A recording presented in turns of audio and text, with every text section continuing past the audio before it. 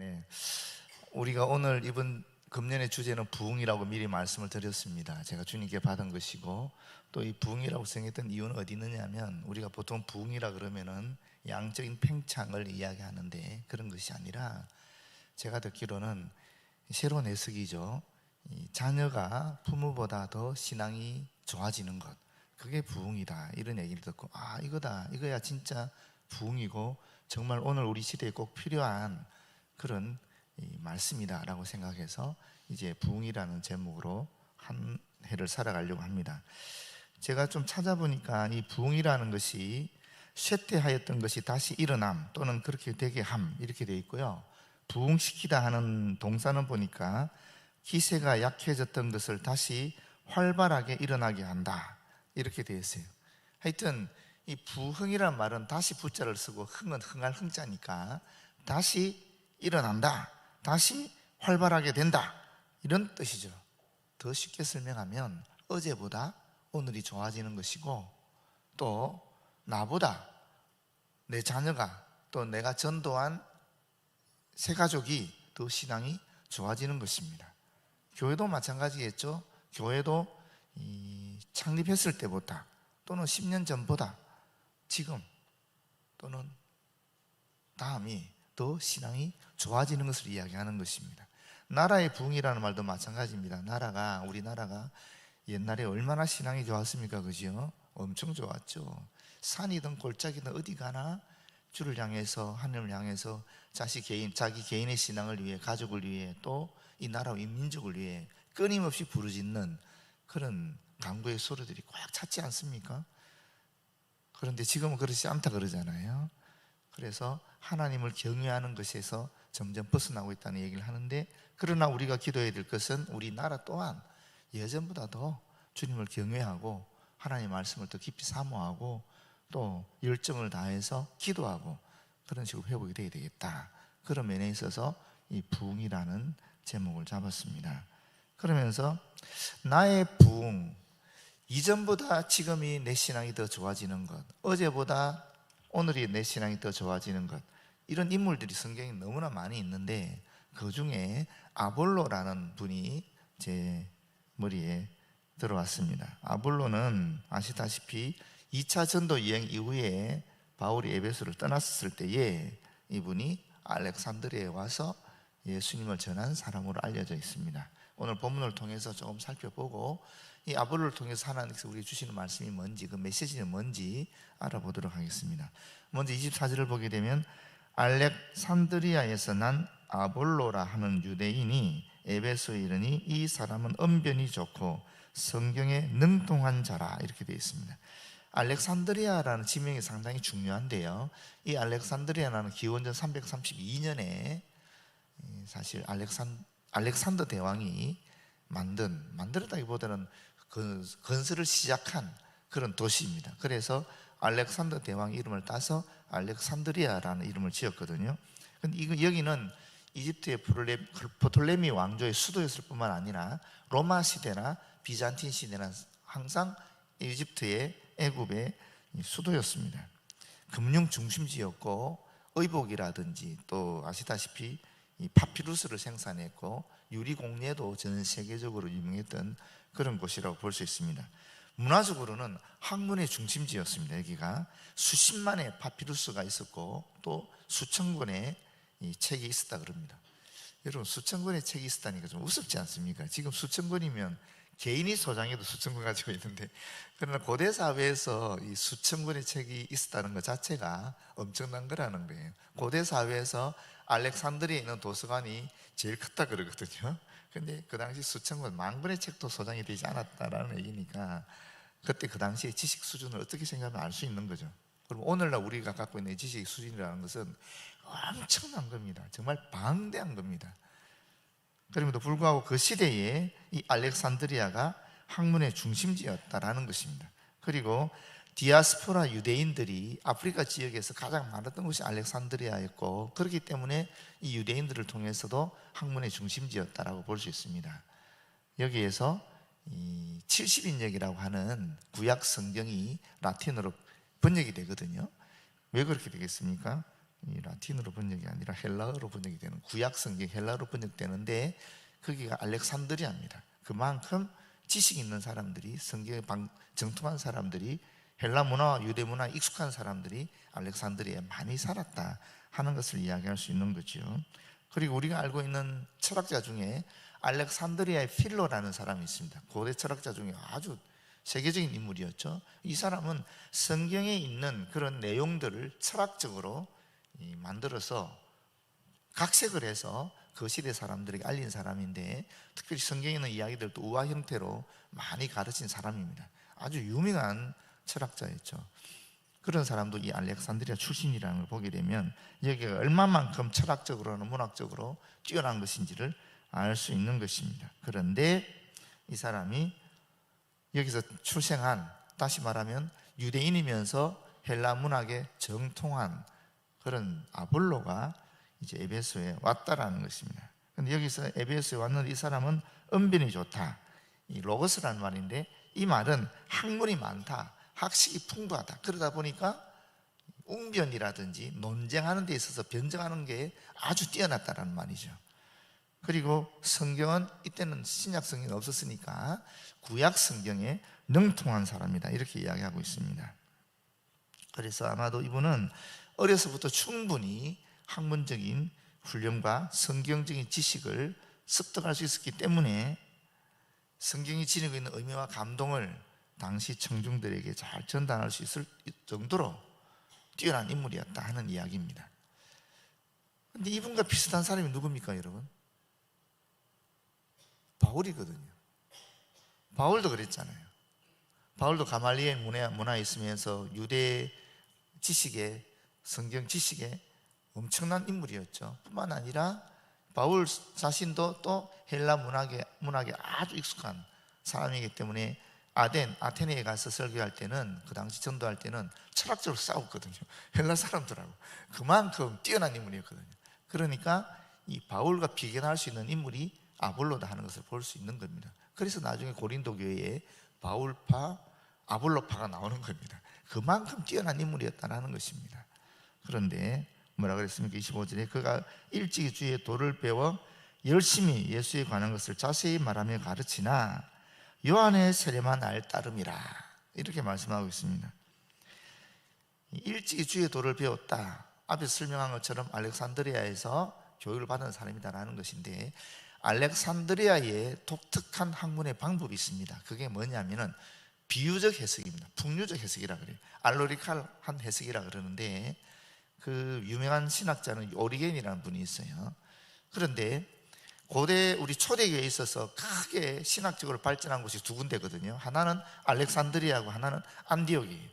알렉산드리아는 이와 같이 비유적인 또는 풍류적인 이런 해석을 주로 했고, 안디옥은 문자적인 해석을 했습니다. 더 쉽게 말하면 안디옥 같은 경우는 직역했다라고 볼 수 있고, 성경을 해석을 할 때에 이 알렉산드리아는 의역했다라고 볼 수 있습니다. 이런 학문의 방법이 초대교회에 크게 부흥했는데, 지금 우리가 이 두 가지 전통을 다 가지고 있죠. 그러나 그 시대에서는 이 크게 대별되는 그런 철학의 전통 또는 해석의 전통이 있었다라고 볼 수 있습니다.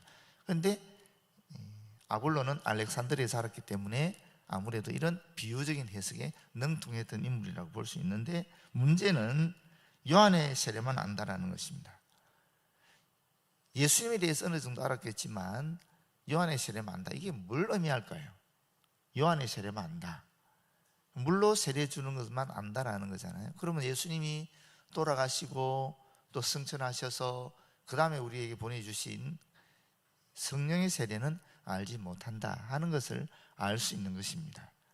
그럼 물로 세례 주는 이 요한의 세례만 알고 성령 세례를 알지 못한다라는 것은 예수 그리스도에 대한 지식은 있으나 정확하게 예수께서 그야말로 메시아라는 확실한 그런 것은 없었다라고도 볼 수 있을 겁니다. 왜냐하면 세례 요한이 예수님에 대해서 마지막에 물어본 것이 있잖아요. 당신이 진짜 메시아입니까? 당신이 진짜 우리가 기다려온 구세주이십니까? 라고 물어봤잖아요.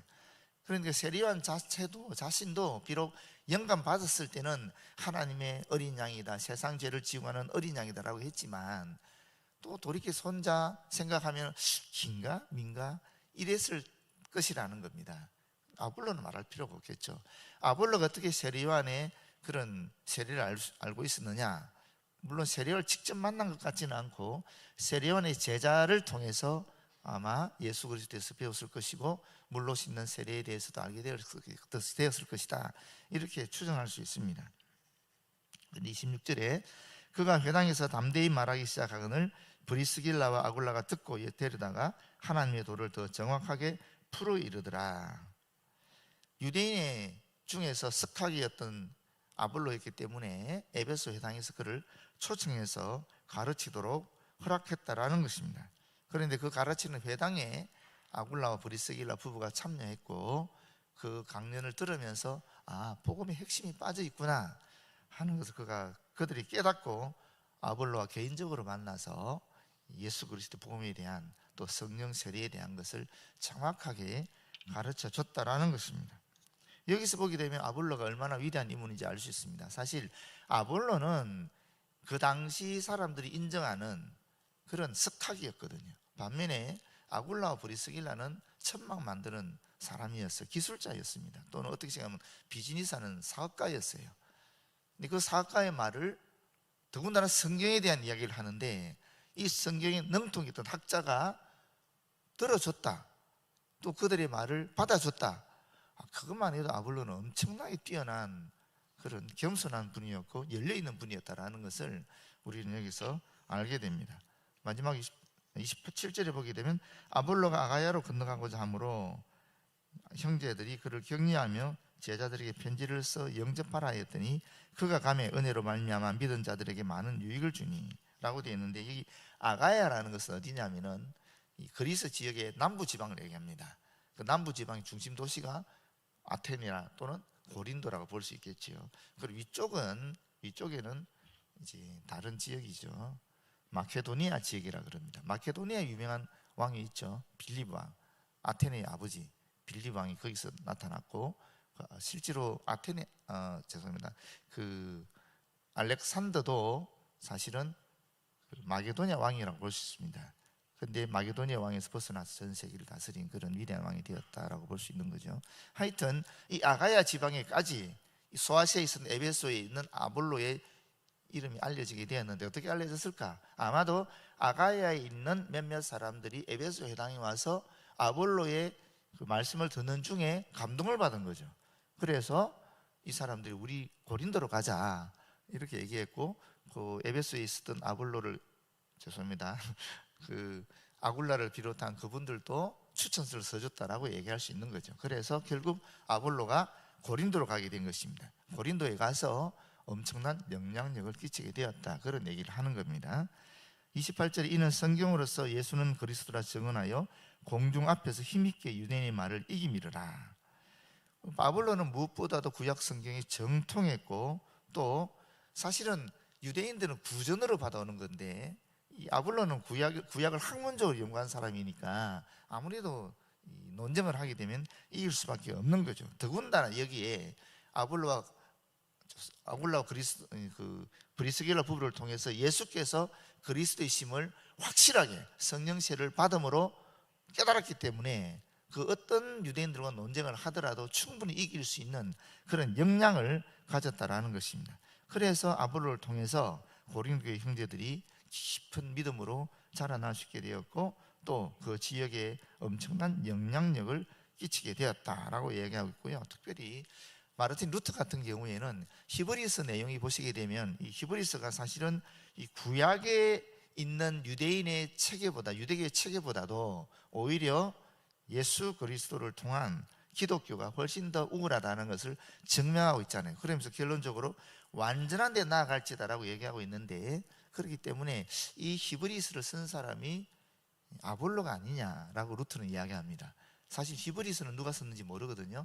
바울이 썼다는 사람도 있고 아볼로가 썼다는 사람도 있고 또 다른 분이 썼다는 사람도 있는데, 그만큼 아볼로가 그렇게 많은 크나큰 영향력을 끼쳤다라고 볼 수 있습니다. 자, 이제 아볼로에 대해서 알아봤는데, 그러면 아볼로를 통해서 하나님께서 우리에게 무엇을 말씀하고 있으신가, 오늘 우리에게 어떤 메시지를 전달해 주고 있는가 하는 것을 살펴보면 첫 번째는 아볼로는 구약 성경에 능통했지만 세례요한의 세례를 알고 있었지만 성령 세례를 알지 못했다 하는 말은 결국 죄 씻음의 은총은 알았지만 성령으로 예수께서 그리스도심을 확실하게 고백하지는 못했다 하는 것을 알게 되는 거예요. 그런데 두 번째는 뭡니까? 아볼로가 아울라 브리스길라 부부를 통해서 성령 세례를 받고 그리고 예수께서 그리스도심을 완벽하게 고백하고 예수께서 그리스도심을 성경적으로 풀어서 전할 수 있었다는 거 아닙니까? 그러면 아볼로가 이전보다 더 신앙이 또는 믿음이 또는 지식이 뛰어나게 되었다라는 것이죠. 이것이 우리에게 주어지는 하나님의 말씀이죠. 점점점 우리가 주님 앞에 가까이 가야 되는데 어떻게 하면 가까이 갈 수 있을까 하는 비결이 여기 있습니다. 우리는 신약 성경도 알고 예수 그리스도의 주시심도 분명히 알고 그 사역도 알고 있습니다. 또한 성령 세례를 받았기 때문에 우리가 예수께서 그리스도의 심을 고백하고 있습니다. 그런데 우리에게 부족한 것이 있다면 무엇이겠습니까? 성령의 충만함이죠. 예수로 충만한 것이죠. 복음에 대한 열정으로 충만한 것입니다. 그리스도와 일체가 되는 것입니다. 그것은 항상 우리에게 부족함을 주는 것입니다. 여러분은 여러분의 삶에 있어서 언제가 가장 신앙이 좋았던 때입니까? 사실 신앙이라는 것이 믿고 우르르 본다는 뜻이잖아요. 믿을 신자에 우르르 앙자니까 예수를 하나님을 우르르 본다는 거거든요. 믿음으로 신뢰하면서 믿음이란 말도 믿 플러스 힘이거든요. 사실 믿보다 할 말도 믿 플러스 비옵다라고 되어 있어요. 관형사, 형용사를 꾸미는 비옵다가 들어가기 때문에 사실 이 믿음이란 말 자체가 믿이라는 말이 있어요. 믿이 뭡니까? 기초라는 말이거든요. 헬라어로도 피스티스라는 말이 있는데 이게 믿음이라는 뜻인데 피스티스라는 말도 기초라는 뜻이에요. 결국 믿음이라는 게 우리 모든 신앙인에 있어서 그리스도인에 있어서는 기초가 된다라는 거거든요. 우리의 삶을 지탱하는 기초가 바로 이 믿음이라는 거거든요. 그럼 이 믿음이 좋다라는 말은 우리가 써 있는 이 바탕이 이 그리스도인으로서의 삶의 바탕이 튼튼하다라는 단단하다라는 거거든요. 언제 여러분께서 가장 그리스도인으로서 여러분의 삶에 있어서 단단한 기초를 이루고 살아왔느냐 생각해 보시면은 결국 예수 그리스도를 만났을 때, 성령을 만났을 때 그때 아니겠어요? 그래서 사람은 만남으로 자란다라고 얘기하는 것입니다. 그런데 그 만남을 통해서 계속적으로 우리의 믿음이 진보하는 것이거든요. 그렇지 않습니까? 예수 그리스도를 만날 때마다, 성령을 만날 때마다 그때마다 우리가 더 하나님과 친밀해지는 것입니다. 우리 사람과의 만남도 그렇지 않습니까? 첫 만남이 있고 두 번째 만남이 있고 세 번째 만남이 있고 계속 만나면 만날수록 그 사람에 대해서 장점도 알고 약점도 알고 또 약점도 포용할 수 있게 되면서 더 친밀히 가까워지는 거잖아요. 그렇지 않습니까? 만남이 계속 될수록 더 친밀해지는 것이거든요. 마찬가지입니다. 우리가 이전보다 어떻게 오늘 우리의 신앙이 더 좋아질 수 있느냐, 더 부흥할 수 있느냐? 간단합니다. 예수 그리스도를 계속적으로 만나는 것입니다.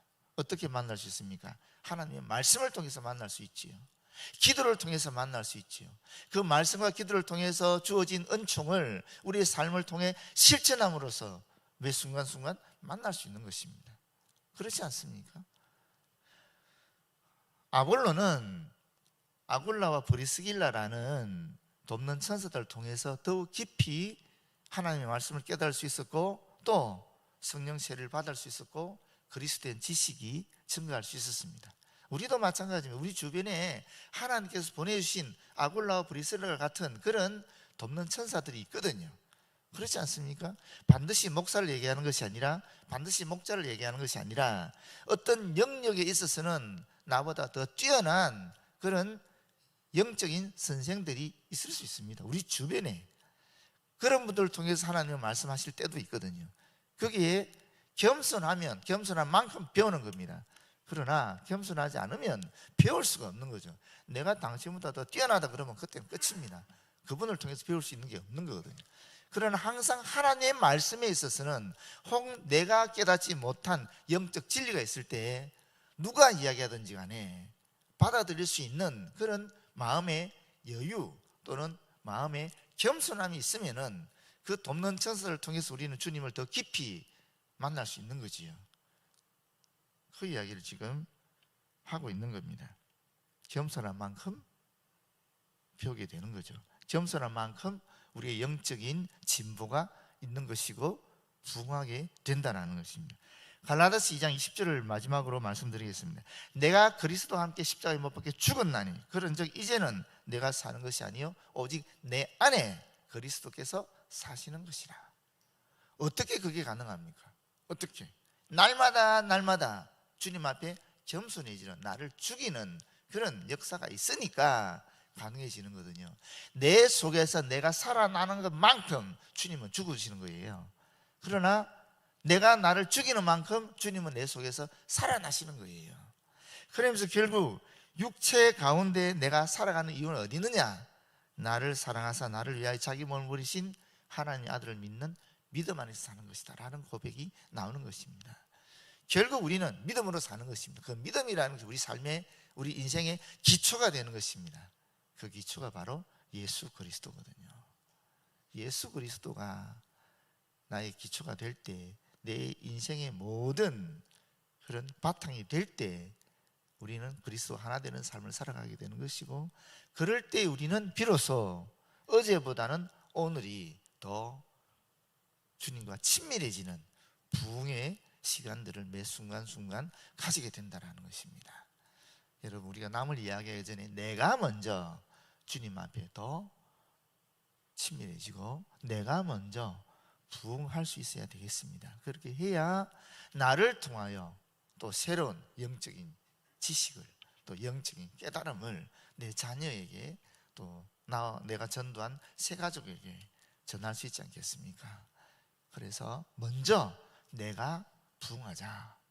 먼저 내가 주의 말씀으로, 또 기도를 통해서, 또 돕는 천사들의 영적인 메시지를 전달받음으로 겸손한 자세로 그렇게 날마다 어제보다 오늘이 나아지는 그런 믿음의 삶을 살아가는 저와 여러분 되었으면 좋겠습니다. 기도하겠습니다. 아버지 하나님, 고맙고 감사합니다.